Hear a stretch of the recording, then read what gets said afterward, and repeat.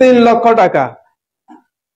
আচ্ছা, তাহলে এই যে 18,000 টাকা আপনি পাচ্ছেন 3 লক্ষ টাকা সেলস করার পরে, যদি আপনার সেলস 50% হয় তাহলে আপনি স্যালারি কিন্তু কত পাবেন?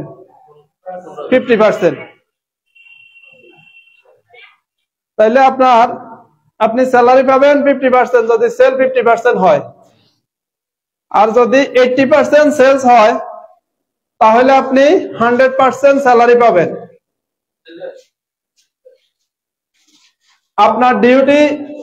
আপনার ডিউটি প্রত্যেকদিন সকাল 9টা থেকে বিকাল 5টা পর্যন্ত।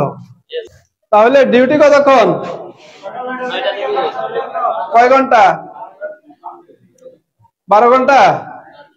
হ্যাঁ, 9টা থেকে 5টা কয় ঘন্টা হয়েছে? আছে তো। হ্যাঁ, খাওয়া দাওয়ার সময় সবই আছে। মানে আপনাকে দেওয়া হচ্ছে 3 লক্ষ টাকার টার্গেট।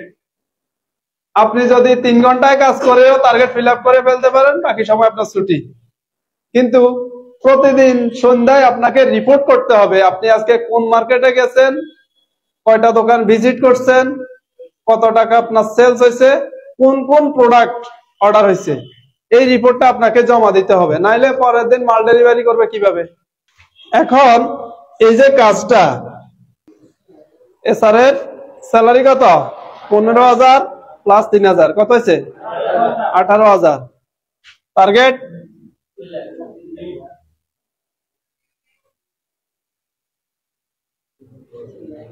টার্গেট 3 লাখ।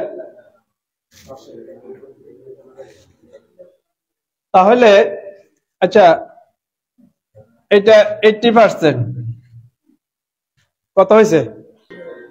2,40,000 টাকা যদি আপনি সেল করতে পারেন তাহলে আপনাকে 18,000 টাকা স্যালারি দেওয়া হবে। এর কম হইলে কিন্তু আপনার স্যালারি থেকে কাটা যাবে।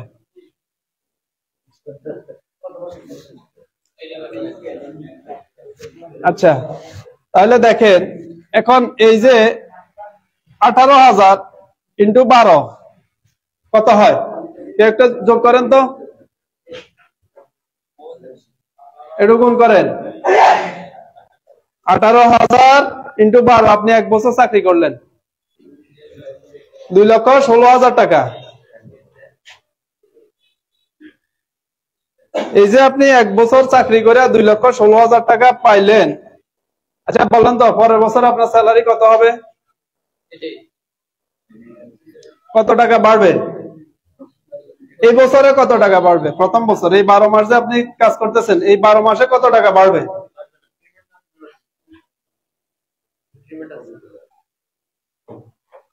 কোম্পানির পলিসিতে তো ইনক্রিমেন্ট নাই, আমি তো বলি না ইনক্রিমেন্টের কথা। হ্যাঁ, ইনক্রিমেন্ট 2 বছর পরে হয় একজন এসআরের। তাহলে আপনি 1 বছর চাকরি করছেন, কত পাইছেন? এখন ইনক্রিমেন্ট হবে কবে? 2 বছর পরে। তার মানে পরের বছরও বেতন বাড়ার কি নাই? কোনো সম্ভাবনা নাই। তাহলে পরের বছরও আপনি কত পাইছেন? তাহলে ইন্টু 2 বছরে কত হয়েছে?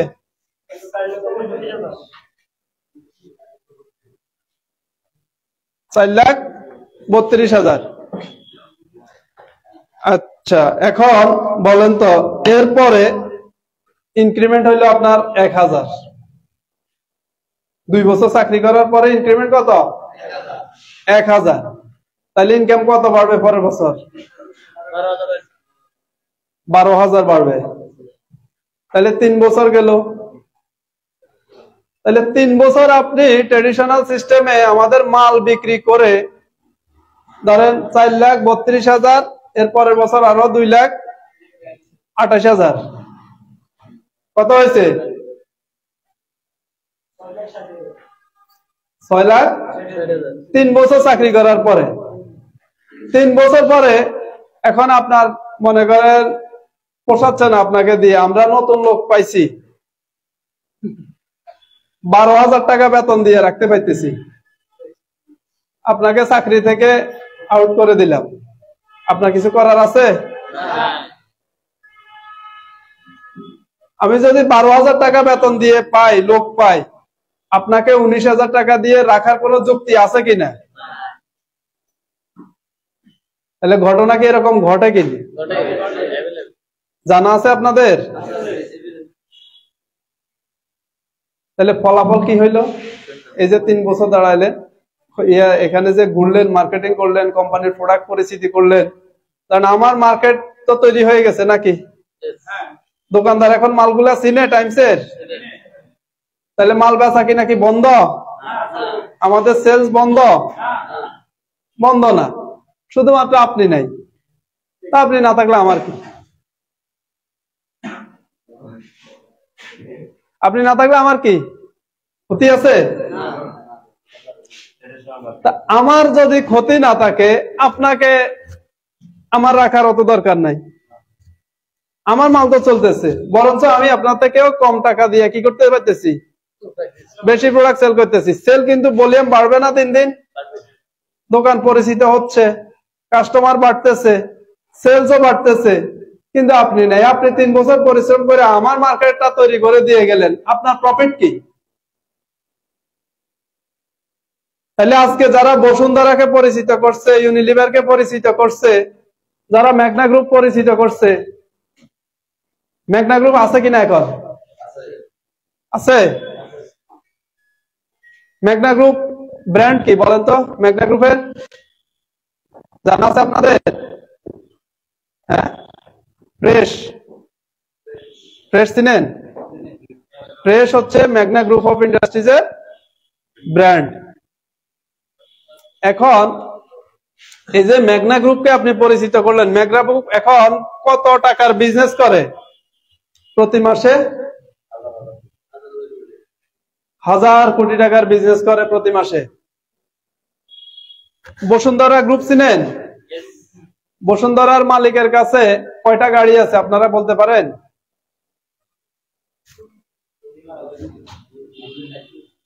ওয়ার্ল্ডের সবচাইতে দামি এবং লেটেস্ট যে গাড়িটা, রোলস রয়েজের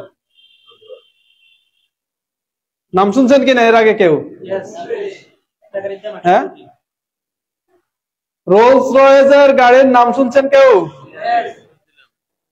এই গাড়িটা পৃথিবীতে একমাত্র গাড়ি যেটা এখনো হাতে তৈরি করা হয়, জানেন আপনারা?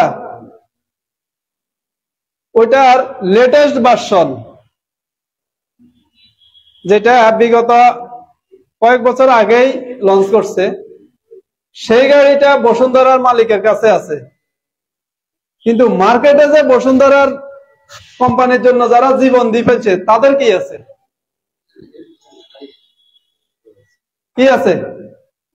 তারা তো নুন আনতে পান্তা ফুরায় নাকি, এই অবস্থা না? তাদের তো কোনো পরিবর্তন নাই, কিন্তু আপনি তো বসুন্ধরাটাকে মার্কেটে পরিচিত করছেন। তাহলে আপনি কি পাইছেন?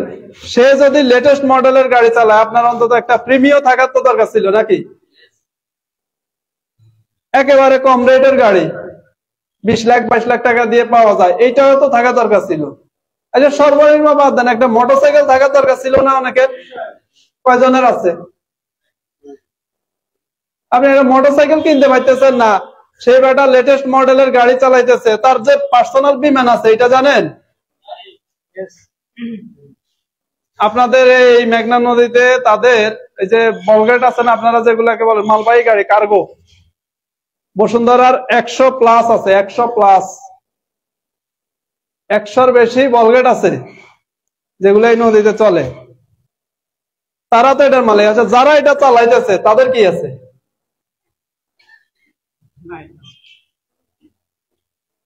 তাদেরকে তো দেয় না ঠিক মতো। দেয়? কেন দেয় না? আসেন এই প্রশ্নটা জানা, এইটার উত্তর জানা উচিত না, কেন দেয় না বলেন? কে বলতে পারবেন কেন দেয় না? এটা যদি আপনারা ক্লিয়ার হন, তাহলে আমি বিশ্বাস করি আপনারা সবাই আজ থেকে টাইমস ইন্টারন্যাশনাল ছাড়া আপনাদের মনে প্রাণে আর অন্য কোনো কিছু থাকবে না, যদি এটার উত্তর, এই কেনর উত্তর আপনারা দিতে পারেন বা এটা আপনার যা জানা থাকে।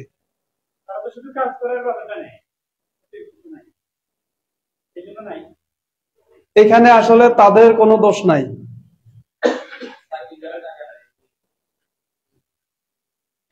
বলেন, কে বলতে পারবেন?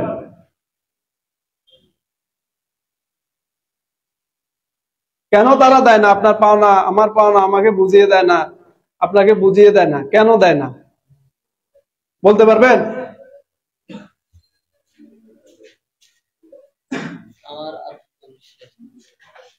হ্যাঁ,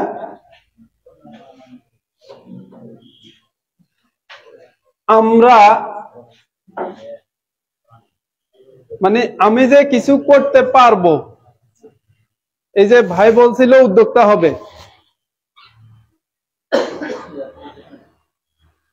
আমরা যে উদ্যোক্তা হইতে পারি না বা আমি আমার দ্বারা হবে কিনা, আমি খালি চাকরির পিছনেই ছুটি। এই কারণগুলোর কারণেই তারা কিন্তু আমাদের পাওনাটা পরিশোধ করে না। ওই যে আমি একটু আগে বললাম, আপনার দ্বারা আমার মার্কেট তৈরি হয়েছে, এখন আমি আপনাকে 19,000 টাকার পরিবর্তে আমি 12,000 টাকা বেতন দিয়ে লোক রাখতে পারি, আপনাকে দরকার আছে আমার?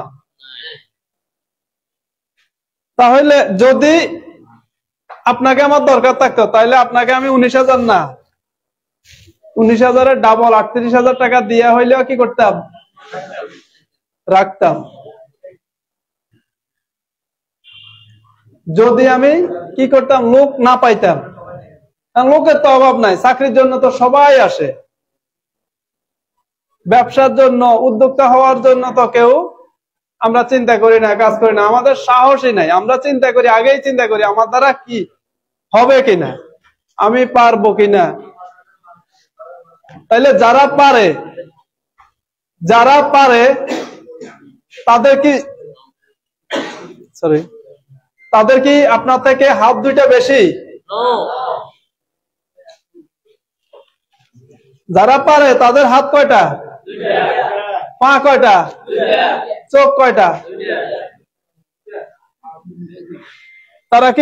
তারা দেখতে কার মতো? না ফেরেশতার মতো?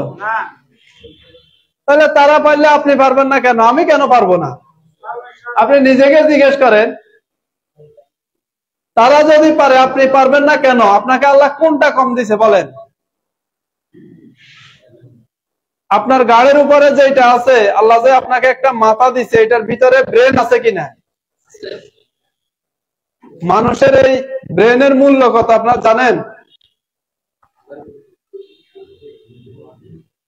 এই ব্রেনের মূল্য, এটা তো মূল্য হয় না, এটা অমূল্য সম্পদ। তারপরেও মানে সুপার কম্পিউটারের সাথে তুলনা করে এটার মূল্য ধরা হয়েছে 5,000 কোটি টাকা।